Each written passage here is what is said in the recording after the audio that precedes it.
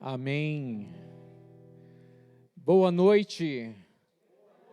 Sejam bem-vindos, vocês que estão aqui, vocês que estão conosco pela internet. É muito bom poder estarmos juntos.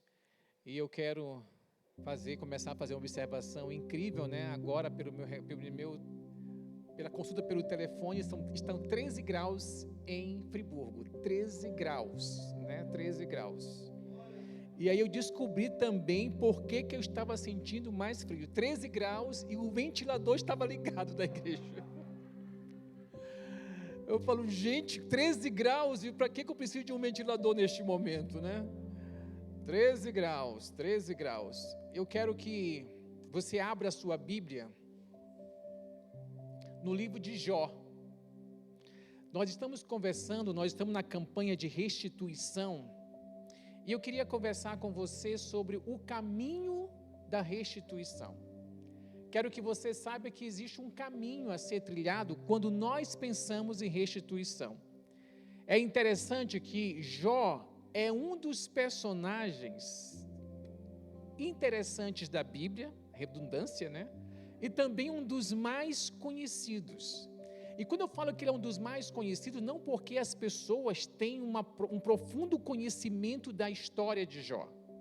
As pessoas às vezes nem sabem toda a história, mas as pessoas, até mesmo talvez por um costume familiar, falam assim, você tem a paciência de Jó. Né? E as pessoas estão ligadas, quando falo da paciência de Jó, está ligada à maneira como Jó passou, atravessou as dificuldades que por ele foi vivenciada. Também existe alguns relatos, algumas pessoas que pensavam que Jó fosse um livro de ficção, uma história que não fosse uma história real, mas uma história inventada por alguém, uma história que foi contada para trazer ensinamentos. Só que quando você abre, eu pedi para você abrir o livro de Jó, né? Vamos fazer uma passeada, primeiro em Ezequiel. Eu quero fazer uma observação para você em relação ao que o profeta Ezequiel, ao que Deus fala através de Ezequiel em relação a Jó. E ele coloca 3 personagens no mesmo pé de igualdade. Fala comigo, Jó, Daniel e Noé. Ele coloca esses 3 personagens em pé de igualdade. Aí você vai perguntar, mas em pé de igualdade em que sentido? Quero que você abra a sua Bíblia em Ezequiel, capítulo 14, e nós vamos a partir do versículo 13. Ezequiel, capítulo 14, a partir do versículo 13. Deus falando através de Ezequiel, ele diz assim, filho do homem, suponhamos que o povo de uma terra tivesse pecado contra mim, e eu levantasse minha mão para esmagá-la, cortasse seu suprimento de comida e enviasse fome para destruir tanto pessoas como animais. Olha o que ele fala aqui, mesmo que Noé, Daniel e Jó estivessem ali, sua justiça não salvaria ninguém a não ser eles mesmos, diz o soberano. Então estes homens, eles são colocados no mesmo pé de igualdade por causa da sua justiça. E é interessante que Deus fala aqui claramente que a justiça de Jó, Daniel e Noé só salvaria eles mesmos, mais ninguém. Só que no versículo 19, continua dizendo assim, do capítulo 14, continua dizendo assim, ou suponhamos que eu derramasse minha fúria ao enviar, na NVT fala isso, ao enviar uma pandemia. Olha que coisa mais atual. Ao enviar uma epidemia sobre a terra, e essa doença matasse tanto pessoas como animais. Tão certo como eu vivo, diz o Senhor soberano. Ainda que Noé, Daniel e Jó estivessem ali, não seriam capazes de salvar seus filhos nem suas filhas. Somente eles seriam salvos por sua justiça. É interessante que o destaque aqui a ser feito em relação a Jó é justamente a justiça, a maneira como este homem se conduzia diante de Deus e diante dos homens. E ele aqui é colocado no mesmo pé de igualdade de Noé e Daniel. Então, não é uma história de ficção, é um fato real. A grande questão nossa em relação a Jó é que se nossa história pudesse ser contada mostrando o pano de fundo que ela está, espiritualmente, que ela está inserida, talvez assim nós entenderíamos muitas coisas que ficam às vezes no ar e que colocam uma interrogação na nossa cabeça. O porquê, né? As interrogações que Jó trazia ou trouxe à sua mente após começar a passar pelas dificuldades, pela tribulação que ele passou, e esses questionamentos, essas questões que ele fez a Deus, é interessante. Sabe quantas perguntas Jó fez a Deus? 16. Sabe quantas perguntas Deus fez a Jó? 70. 70 perguntas. E é interessante que todos os questionamentos que Deus fez a Jó, em nenhum deles ele responde aos questionamentos de Jó, porque ele se dá como resposta a todo e qualquer questionamento que nós tenhamos. Mas uma outra coisa também importante, os relatos históricos em relação ao livro de Jó, ao personagem Jó, vai mostrar para nós que Jó viveu antes de Moisés. Sabe por quê? Eu posso falar isso, eu posso afirmar isso, porque Jó, como Abraão, oferecia sacrifícios a Deus. Quando Moisés vem, quando vem a lei judaica, o sacrifício era oferecido apenas pelo sacerdote. Então Jó vem muito antes do sacerdócio ensinado pela lei mosaica. E eu tenho alguns fatos importantes para conversar com você sobre esse tema que eu dei sobre o caminho da restauração. Alguns fatos importantes em relação à vida de Jó. Primeiro, fala comigo assim: Deus tem um conceito definido a meu respeito. Tem horas que a gente pergunta para alguém: quem é você? E a pessoa tem dificuldade de definir quem é ela, ou quem ela é. Mas se você for ver, Deus não tinha dificuldade de definir quem era Jó para ele. Então é muito importante que você tenha na mente, Deus sabe quem é você. Deus tem uma definição ao seu respeito. Lá em Jó capítulo 1, a partir do versículo 6, você vai encontrar o seguinte relato. Certo dia, aí aqui está botando o pano de fundo da história de Jó. Está falando daquilo que estava acontecendo no mundo paralelo, digamos assim, no mundo espiritual. Certo dia, os anjos vieram à presença do Senhor, e Satanás, o acusador, veio com eles. De onde você vem? Perguntou o Senhor. Satanás respondeu: estive rodeando a terra, observando o que nela acontece. Então o Senhor perguntou: você reparou em meu servo Jó? Não há ninguém na terra como ele. É homem íntegro e correto. Teme a Deus e se mantém afastado do mal. Satanás respondeu: é verdade, mas Jó tem bons motivos para temer a Deus. Tu puseste um muro de proteção ao redor dele, de sua família e de seus bens, e o abençoaste em tudo o que ele faz. Vê como ele é rico. Aí Satanás continua falando para Deus sobre as impressões dele em relação a Jó.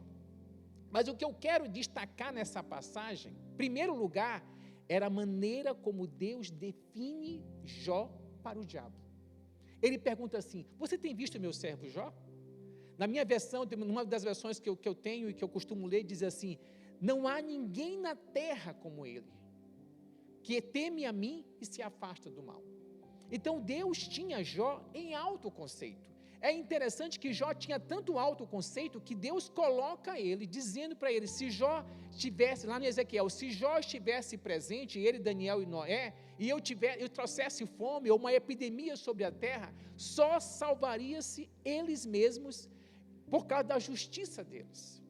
Então Deus tem uma definição muito clara sobre você e sobre mim. E é interessante também que quando nós falamos que Deus tem uma definição muito clara sobre nós também eu também quero afirmar que isso também nos ensina que nós somos conhecidos por Deus e no mundo espiritual. Quem é Rodolfo Sander no mundo espiritual? Quem é Jefferson no mundo espiritual? Quem é Washington no mundo espiritual? Deus tem uma definição sobre quem nós somos e o mundo espiritual também tem uma definição sobre quem nós somos.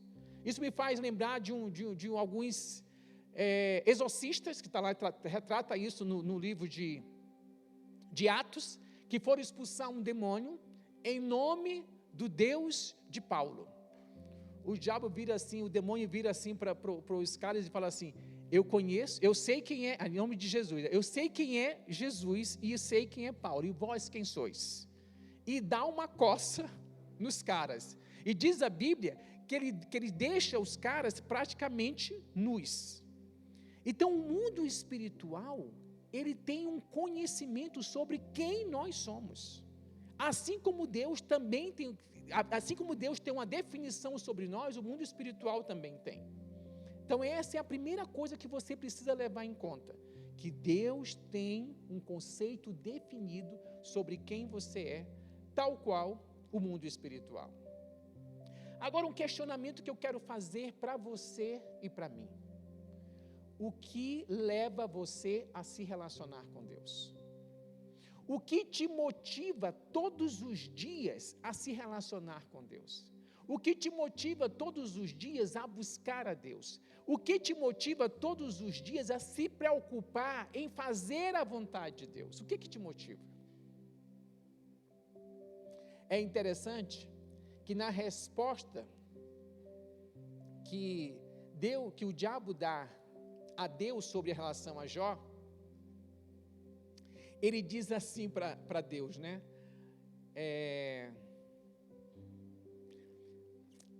Ele diz assim para Deus: Satanás respondeu: é verdade, mas Jó tem bons motivos para temer a Deus. Tu puseste um muro de proteção ao redor dele, de sua família e de seus bens, e o abençoaste em tudo o que ele faz. Veja como ele é rico. É assim que termina o versículo 10. Aí quando chega lá no capítulo 2, no versículo 4, eu estou pulando bastante a história, Deus faz um outro questionamento a Jó, porque aqui na situação aqui é o seguinte: quando no versículo 10 do capítulo 1, Deus vai, logo depois, Deus vai permitir que Satanás toque nos bens de Jó, porque ele estava falando assim: o que motiva Jó a ser quem ele é porque o Senhor tem protegido e abençoado, vamos dizer assim, como eu costumo dizer, as obras das mãos dele. Toca naquilo que ele tem, para ver se ele não vai blasfemar contra ti. E a resposta de Jó, logo depois disso, ele perde os bens, ele perde os filhos, ele perde tudo, perde a família. Ele vira para Deus e fala assim: como é que é? Alguém me ajuda que deu um branco aqui? Espera aí, gente, vou ter que abrir lá. Deu um branco aqui. Um momento só. É que não está no meu script. Jó capítulo 1. Vai dizer assim: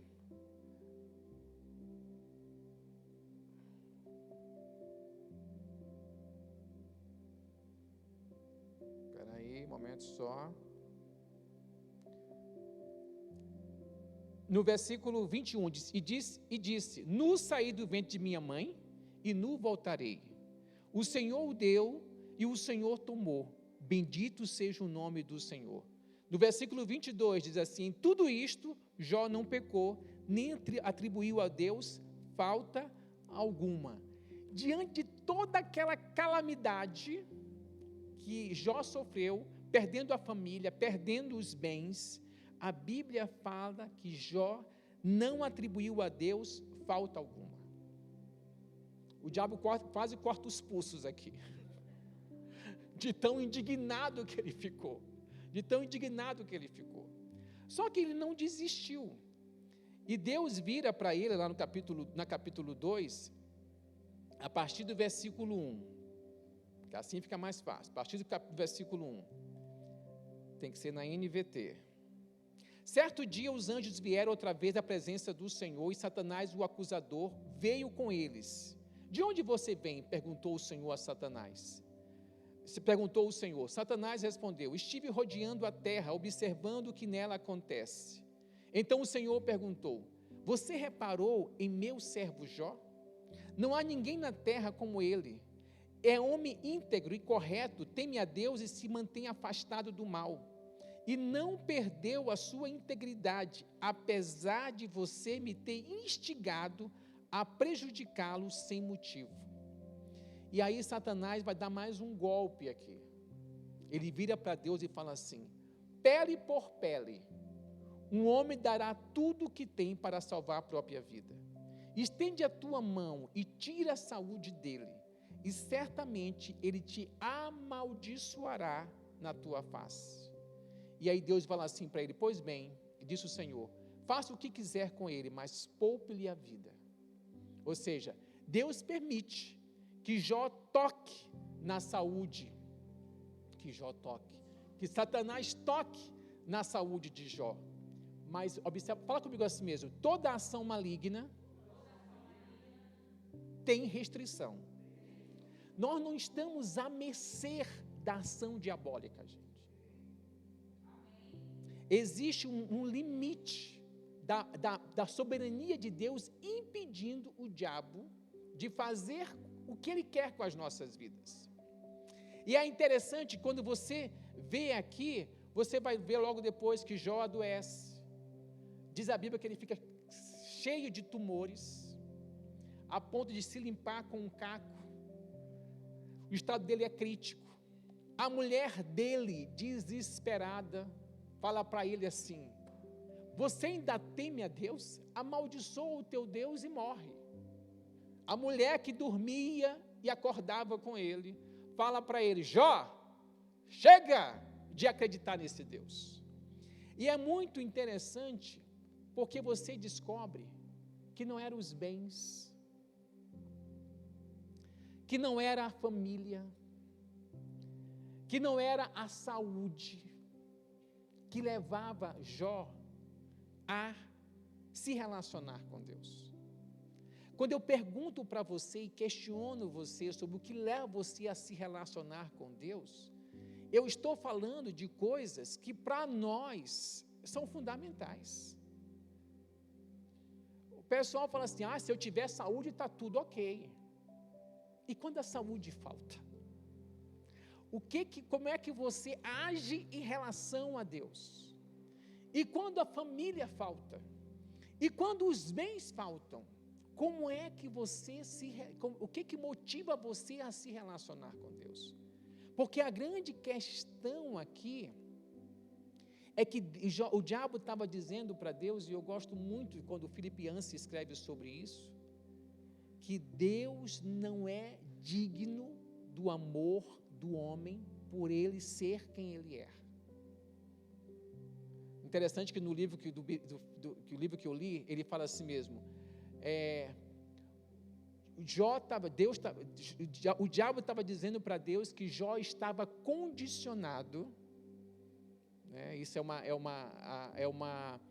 uma coisa psicológica do behaviorismo, que Jó estava condicionado a servir a Deus pelo bem que Deus fazia a ele. Caso Deus não fizesse bem a ele, Jó não iria servi-lo.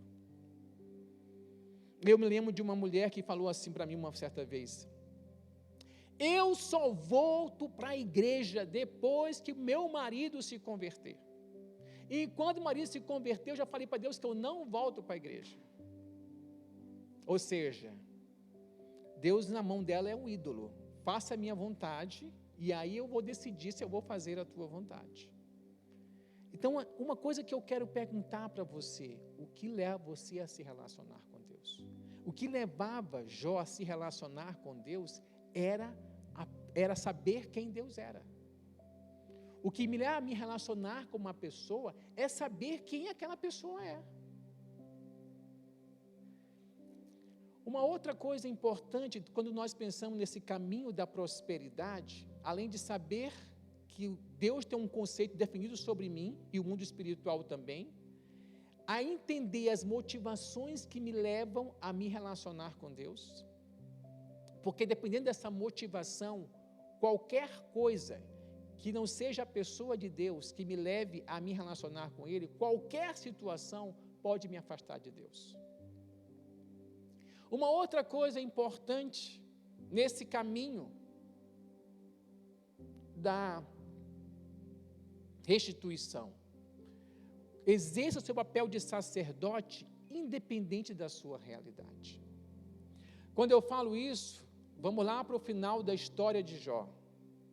Jó 42, a partir do versículo 7.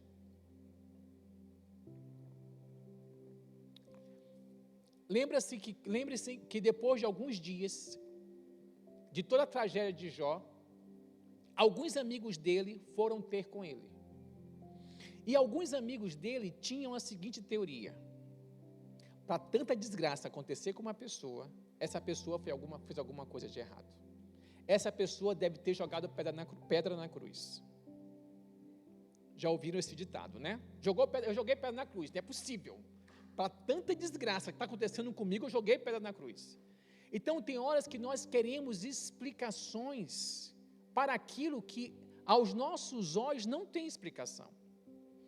Porque quando você olha que Deus destaca Jó pela sua justiça, como é que alguém vai dizer que aquele homem estava vivendo o que estava vivendo porque ele tinha feito alguma coisa que tinha desagradado a Deus? A gente sempre pensa assim. Só que aqui, Deus vai começar a falar com Jó sobre os amigos dele, e ele vai dizer para esses amigos claramente: eu estou indignado com vocês, eu só vou ouvir a oração se vier de Jó. Tanto que a tampa de Deus estava cheia em relação a esses amigos de Jó. No versículo 7 do capítulo 42 diz assim: depois que o Senhor terminou de falar com Jó, disse a Elifaz de Temã: estou muito irado com você e com seus 2 amigos, pois não falaram o que é certo a meu respeito, como fez o meu servo Jó. Por isso, peguem 7 novilhos e 7 carneiros, leve os animais a meu servo Jó, e ofereçam holocaustos em favor de si mesmos. Meu servo Jó orará por vocês, e eu aceitarei a oração de quem, gente? A oração dele. Não tratarei vocês como merecem por sua insensatez, pois não falaram o que é certo a meu respeito, como fez o meu servo Jó. Então Elifaz de Temã, Bildade de Suá e Zoar de Naamã fizeram o que o Senhor havia ordenado, e o Senhor aceitou a oração de Jó. E observe que continua dizendo aqui: quando Jó orou por seus amigos, o Senhor tornou próspero de novo. Fala comigo assim: em qualquer situação, eu preciso continuar exercendo o meu papel de sacerdote. Porque para nós é assim: se eu não estou 100%, então eu não posso orar. Se eu não estou 100%, então eu não posso ministrar a A, a B e a C. Eu preciso estar 100%. Jó aqui estava 0% aos olhos humanos. Só que Deus fala para ele que era dele que ele ouviria as orações, que era dele que ele aceitaria o sacrifício. E é interessante que quando Jó estava fazendo o que tinha que ser feito, diz a Bíblia que Deus restaurou a sorte de Jó. Meu querido e minha querida, Deus está esperando que você se mantenha, vamos usar essa palavra, no chamado que Ele te deu, para que Ele possa restaurar a sua sorte. Não é você se eximindo de fazer aquilo que é a vontade de Deus, porque você não está 100%, porque você não está legal, é que você vai provar da restituição, da restauração da sua sorte. Posso te falar, eu não tenho estado 100% há alguns meses, e fazer o que eu tenho que fazer todos os dias, para mim não é nem um pingo fácil. Mas eu sei que eu tenho que fazer. Eu sei que Deus está comigo. Eu sei que essa é a vontade de Deus. E tem horas que Deus me surpreende. Porque apesar de mim, Ele age. Então você precisa entender que apesar de você, Deus usa você para abençoar vidas. Amém? Uma outra coisa importante, e a minha última colocação, eu queria que o pessoal do louvor já viesse para cá, é que você vai ver isso na restauração da vida de Jó. É que Jó foi uma pessoa que não desistiu de cultivar os seus relacionamentos. Uma outra coisa que é importante nós lembrarmos, aqueles amigos que Deus ficou irado, aqueles amigos foram tidos como consoladores molestos, é isso? É assim que uma das versões fala, consoladores molestos, que em vez de trazer alívio para Jó, trouxe peso porque eles estavam acusando que Jó tinha feito alguma coisa para poder viver o que estava vivendo. Só que existia outros relacionamentos. Existem relacionamentos que são um verdadeiro oásis quando você está no deserto. Eu tenho alguns relacionamentos, eu e a Ana, que são verdadeiros oásis no momento do nosso deserto. Pessoas que trazem água fresca, que trazem um alimento quentinho, que acolhe você, pessoas que você não precisa se preocupar em ser o que você não está conseguindo ser naquele momento. É interessante que nós temos uma amiga no Rio, que é da Bahia, e nós nos conhecemos no Rio, e eu lembro que 2019, nos últimos natais nós temos passado juntos, 2018, 2019, 2020, passamos já 3 natais juntos, e no penúltimo Natal, eu fui para o Rio com a Ana passar o Natal com ela, e eu cheguei aparentemente bem lá, eu estava com depressão, cheguei aparentemente bem lá, dia 24 eu fiquei bem, e eu fiquei depois 25, 26, 27, 28, 29, na cama, literalmente na cama. E eu fiquei muito à vontade, e nem fico preocupado em ter forças, porque eu nem conseguia ter forças, para fazer de forma diferente, para ficar de forma diferente, porque eu estava na casa dela. Ela nos deixou tão à vontade, que ela ficava assim mesmo, fica tranquilo, o senhor vai embora quando o senhor puder ir embora. E preocupava em fazer alguma coisa que me motivasse a comer, sabe, cuidou da gente sem que nós fizéssemos, sem que eu me preocupasse em ser o pastor Washington, porque na verdade o pastor é só um título, eu sou o Washington aonde eu estiver, e naquele momento eu era muito Washington, um Washington debilitado, um Washington que não tinha forças para nada. E é muito interessante que nós precisamos ter relacionamentos que funcionem como esse oásis. E Jó tinha esses relacionamentos, ele não tinha só esses caras, ele faz Bildade e Zofar, existiam outras pessoas. Lá em Jó 42, a partir do versículo, deixa eu procurar aqui rapidamente, um momento só, Jó 42,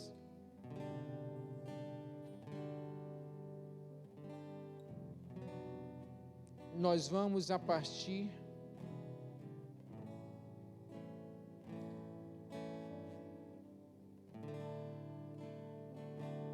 do versículo 10.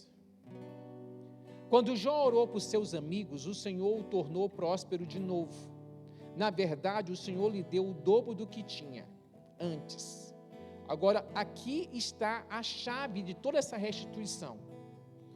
Todos os seus irmãos, suas irmãs e seus amigos de outros tempos.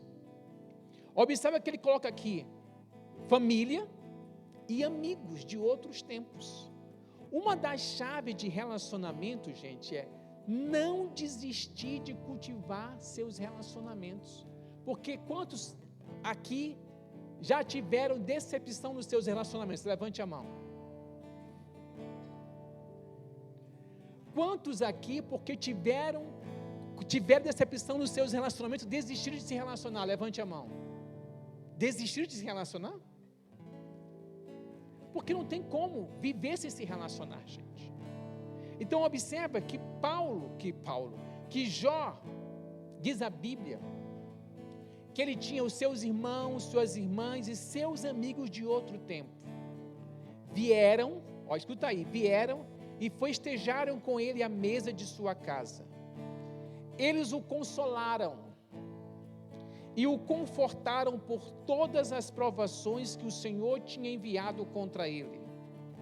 Cada um lhe trouxe um presente de prata e um anel de ouro. A maneira como Jó se ergueu, financeiramente falando, materialmente falando, foi por causa do mover de Deus e do mover dos relacionamentos, que ajudaram ele a se erguer, através desses presentes, prata e ouro. O que eu quero dizer para você, quando eu falo sobre o caminho da restauração, é que existem dois relacionamentos que são fundamentais para nós, para que nós tenhamos asas para voar.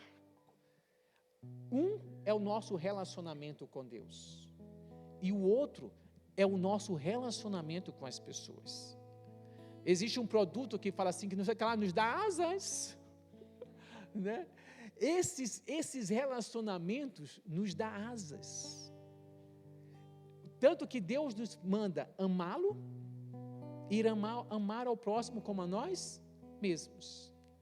Então, Jó, ele não desistiu de cultivar os seus relacionamentos, e esse cultivo do relacionamento, desses relacionamentos, o abençoou.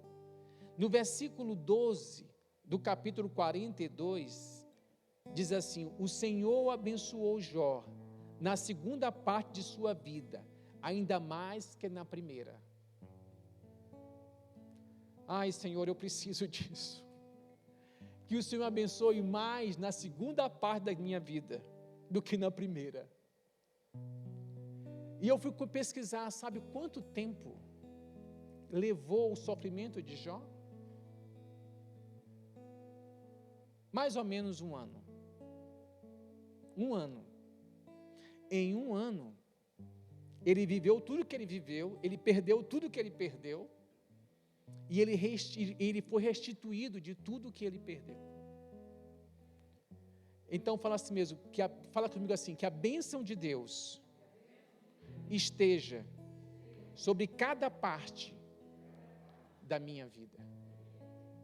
Porque eu gosto como ele fala assim: o Senhor abençoou Jó na segunda parte da sua vida, ainda mais que na primeira. E aí ele vai contabilizar aqui tudo que Deus deu para ele em dobro. Fica de pé onde você está. Você que está em casa, eu convido você também a ficar de pé. Eu quero orar por você, eu quero orar por nós, mas eu quero que a gente possa estar de pé, porque a gente melhora a postura. Fica alerta. Senhor, em nome de Jesus, Pai, nós queremos te agradecer, porque nós sabemos que a bênção do Senhor traz restauração, traz restituição, e a bênção do Senhor é sobre nós. Assim como diz claramente aqui, que o Senhor abençoou Jó, mais na segunda parte da sua vida do que na primeira. O Senhor sabe qual parte da vida de cada um está sendo vivida neste momento, e cada um de nós precisamos da tua bênção, Pai. Cada um de nós precisamos do teu mover sobre as nossas vidas. Então, Senhor, que o Senhor tenha liberdade de colocar agora o teu óleo fresco sobre a cabeça de cada um de nós. Que venha uma unção fresca do Senhor sobre nós, nos trazendo, Senhor, restituição física, restituição emocional, restituição, Senhor, familiar, restituição relacional, de que âmbito seja, restituição, Senhor, restituição. Que o Senhor possa agir assim nas nossas vidas, no nome de Jesus, no nome de Jesus. Vamos louvar ao Senhor juntos.